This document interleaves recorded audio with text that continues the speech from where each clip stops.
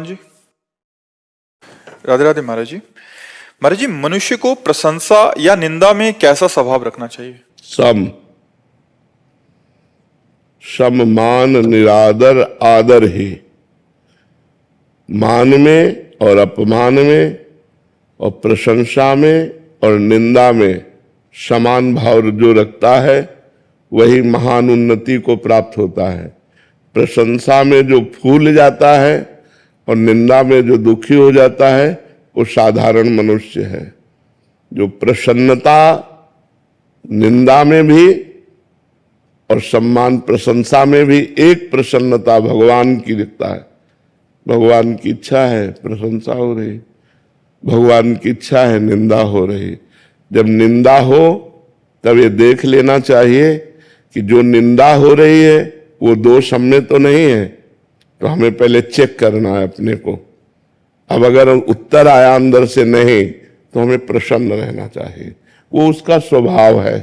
भगवत प्रेरित निंदा कर रहा है, अब हमारी कोई प्रशंसा कर रहा है तो हमें देखना चाहिए कि हम में कोई सद्गुण नहीं था।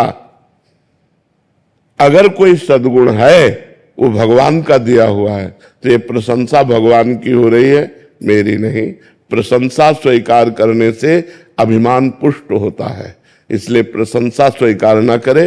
और निंदा होने से अभिमान नष्ट होता है, इसलिए निंदा को माने कि भगवान से प्रेरित होकर हमारे अभिमान का नाश करने के लिए भगवान निंदा करा रहे हैं। शांत भाव से संतों ने तो कहा, निंदक नियरे राखिए आंगन कुटी छवाए, बिना साबुन बिना पानी निर्मल करे शोभाए।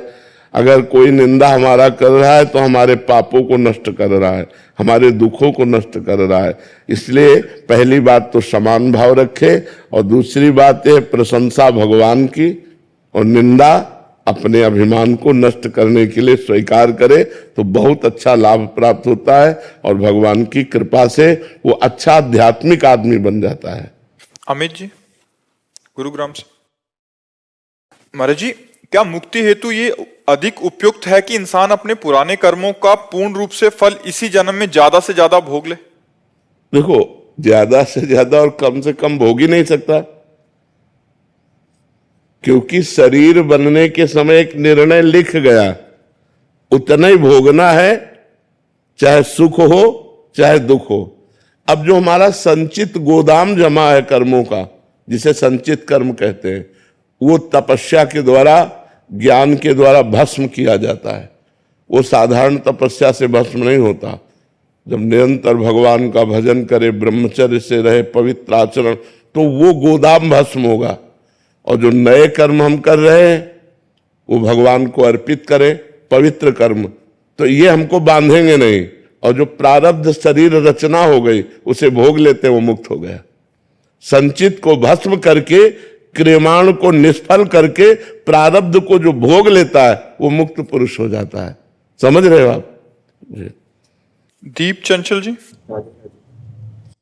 राधे राधे। महाराज जी, एक भक्त कैसे समझे कि कहाँ भगवान की इच्छा और कहाँ उसका कर्तव्य, दोनों में संतुलन कैसे बनाए? तस्मात् शास्त्रम प्रमाणम ते कार्या कार्यो व्यवस्थित हो। यदि शास्त्र सम्मत इच्छा है तो भगवत प्रेरित है, यदि शास्त्र विरुद्ध है तो काम प्रेरित है। अर्जुन जी ने भगवान से पूछा कि ना चाहते हुए भी ऐसा लगता है कोई हमारे ऊपर बैठकर हमसे पाप कर्म करा देता है, तो भगवान ने कहा, कामेश क्रोधेश रजोगुण समुद्भवा। ये रजोगुण से प्रकट हुआ काम और क्रोध, यही हिंसा और पाप करवाता है। तो काम प्रेरणा से धर्म विरुद्ध आचरण की प्रेरणा होगी, और राम प्रेरणा से धर्म युक्त आचरण की प्रेरणा होगी। ये पहचान है।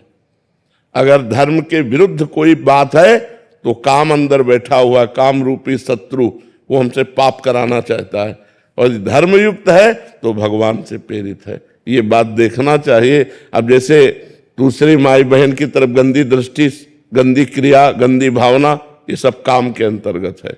काम कामना वासना ये पाप कर्म करा रही है। इसे हम नहीं कह सकते कि भगवान के द्वारा प्रेरित है। अब दूसरों का उपकार करना, खूब नाम जप करना, ये अच्छे अच्छे आचरण होना, ये भगवान की प्रेरणा से होते हैं। ये बात समझना है। लक्षिता खंडेलवाल जी। राधे राधे। राधे राधे महाराज जी। महाराज जी, क्या एक भक्त का बहुत भक्ति में लीन होना उसकी पढ़ाई में रुकावट हो सकता है? कभी कभी पढ़ाई ऐसा हो ही नहीं सकता कि एक विद्यार्थी बहुत भक्ति में लीन हो जाए उसकी पढ़ाई रुक जाए, ऐसा नहीं है। क्योंकि पढ़ाई भी तो भक्ति है। जैसे एक किसान आदमी भक्ति करता है तो खेती छोड़ थोड़ी देता है, व्यापारी भक्ति करता है तो व्यापार थोड़ी छोड़ देता है। अम्बरीश जी चक्रवर्ती सम्राट थे तो राज्य छोड़ के बाबा जी थोड़ी बन गए, राजा ही तो थे। जनक जी परम ज्ञानी महात्मा है तो राजा ही तो थे। तो अपने कर्तव्य का पालन करना ही तो भक्ति है। तो एक विद्यार्थी के जीवन का विद्या अध्ययन करना ये भक्ति है। नाम जप करे और समय से विद्या अध्ययन करे, विद्या का अपना कार्य पूरा करे, यही तो भक्ति है। भक्ति का मतलब थोड़ी है कि हम माला लेके बैठ गए सब छोड़ दिया, नहीं, ये बात नहीं। भक्ति को समझना होगा। एक व्यापारी का व्यापार भक्ति है, एक डॉक्टर का मरीज भक्ति है। जितने मरीज आए उनको भगवान की भावना से सेवा करो। अपने अपने पद, अपने अपने कर्तव्य रूपी पूजा से भगवान को रिझाओ और नाम जप करो, कोई परेशानी नहीं।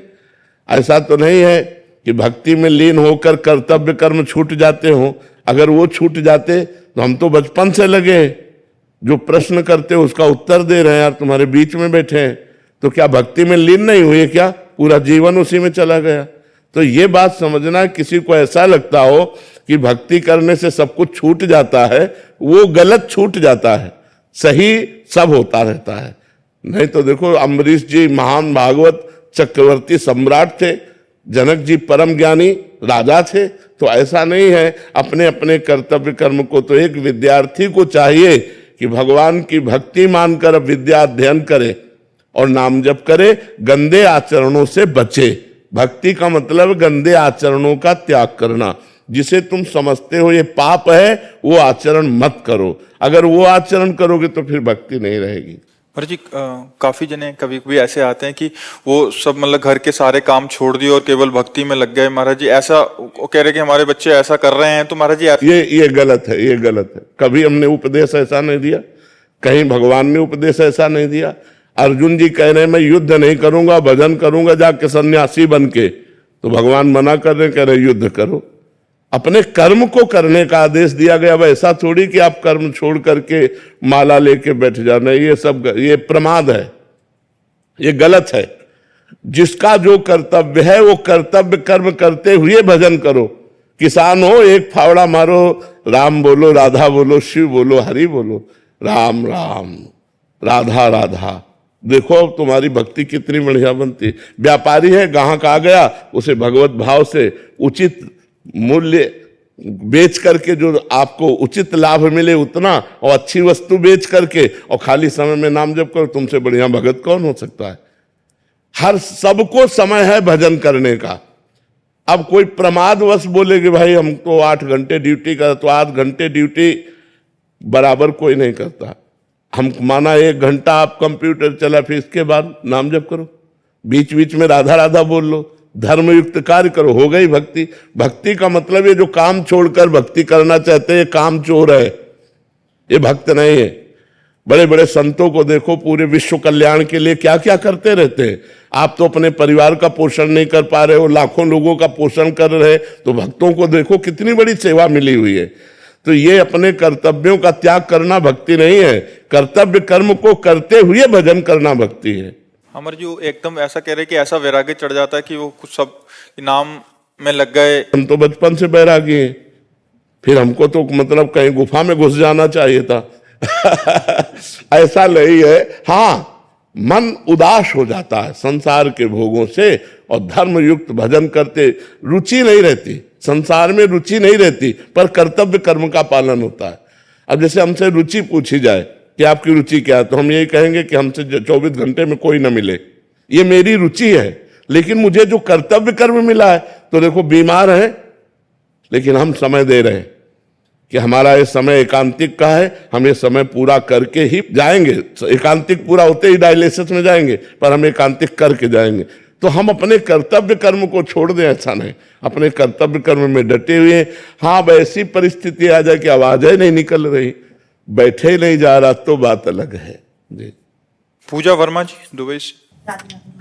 राधे राधे महाराज जी। महाराज जी आज के समय में नाम जप को और कैसे बढ़ा सकते हैं महाराज जी? क्या केवल नाम जप से श्री राधा रानी की प्राप्ति हो सकती है? पक्का केवल नाम जप से हो सकती है। नाम से बढ़कर कोई तपस्या नहीं, नाम से बढ़कर कोई ज्ञान नहीं। यज्ञानाम जप यज्ञोष्मी, भगवान कह रहे हैं यज्ञों में सर्वश्रेष्ठ यज्ञ कौन है? जप यज्ञ। राधा राधा राधा, कृष्ण कृष्ण कृष्ण, राम राम राम। भगवान कलयुग केवल नाम आधारा, सुमिर सुमिर नर उतरहि पारा। हरेर नामयु हरेर नामयु हरेर नामयु केवलम कलौ नास्तेव नास्तेव नास्तेव गति अन्यथा। कलयुग में भगवत प्राप्ति का और कोई उपाय सहज नहीं है जितना नाम है, नाम है, नाम है। खूब नाम जप करो, इसी से भगवत प्राप्ति होगी। पर नाम जप का सहज अभ्यास डालने के लिए जिह्वा से हमें नाम जप करना पड़ेगा, मन से नहीं। मन तो पवित्र होगा तब पकड़ेगा नाम का जप, लेकिन जिह्वा से हम ले सकते हैं। जैसे अब ओठ बंद है लेकिन अंदर अंदर हम जिह्वा चलाकर नाम जप कर रहे हैं। अब जैसे जिसका मन पवित्र है और मन से भजन हो रहा है, कोई बाहरी लक्षण नहीं, अंदर ही अंदर चल रहा है। पर वो आप लोगों 2-4 बार तो चलाओगे, फिर वो भाग जाएगा संसार में। तो अपने को चाहिए कि जिह्वा के अग्रभाग से हम नाम का उच्चारण करते हुए, उपांशु जप इसे कहते हैं, ऐसे जिह्वा से उच्चारण करते रहे तो मन अगर भाग भी गया तो नाम चल रहा है। धीरे धीरे धीरे फिर मानसिक नाम जप होने लगता है। जब मानसिक जप होता है तब विशेष आनंद की अनुभूति होती है।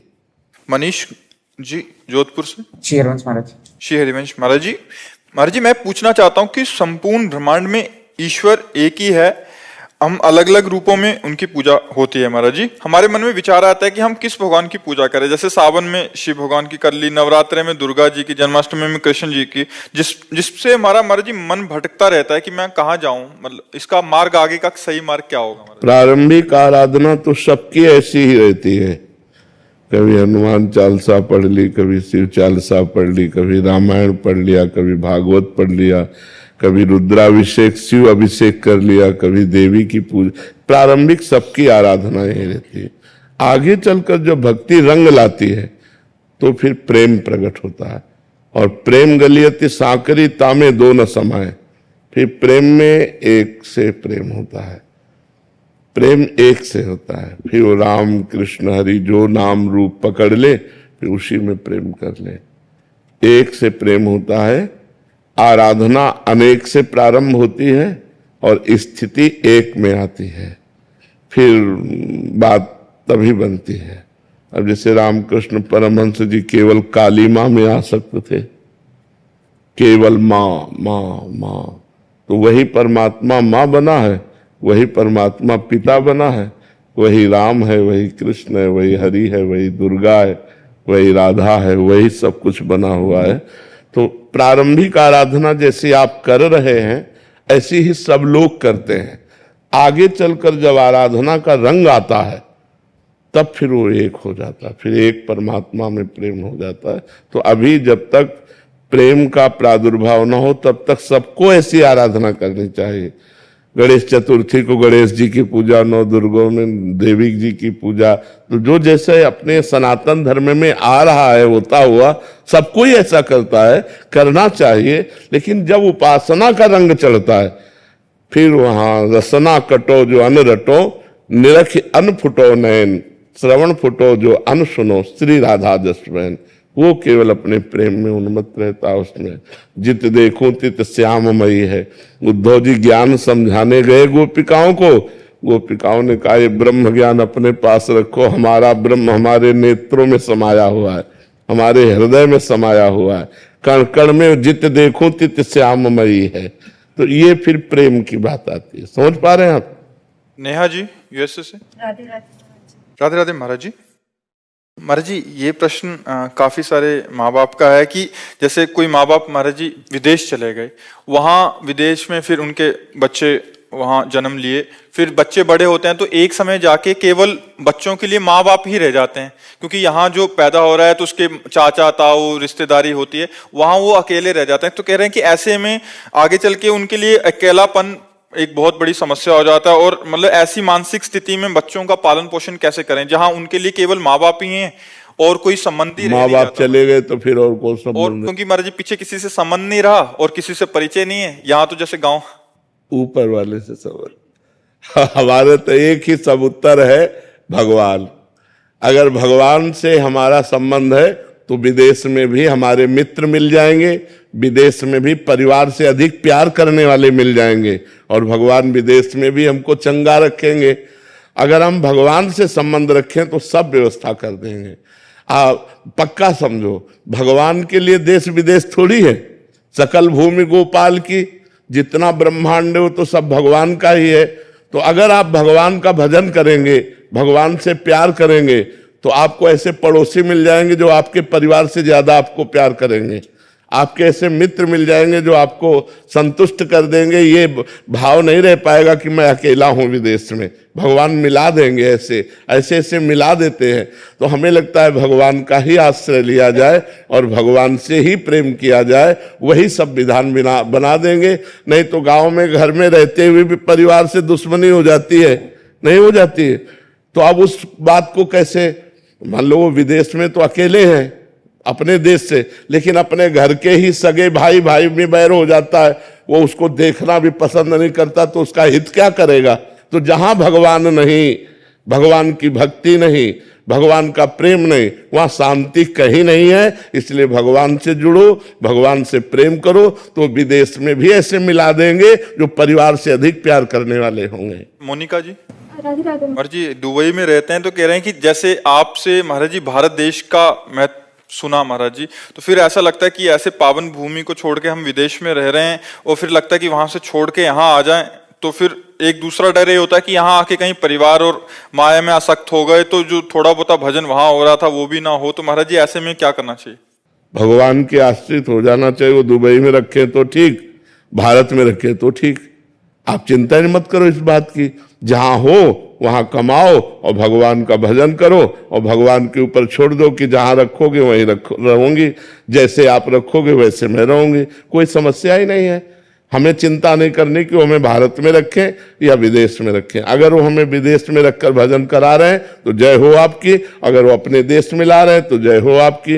वो आजकल मोबाइल का जमाना है, घर बैठे सत्संग सुन सकते हो। जो वृंदावन में यहाँ हो रहा है वो पूरे विश्व में कहीं किसी कोने में बैठकर आप सुन सकते हो। तो सत्संग सुनो, नाम जप करो, जहां हो आनंद से रहो, और ये बात भगवान के ऊपर छोड़ दो कि जिसमें हमारा मंगल हो वहां आप रखना, वैसे ही हमें रखना।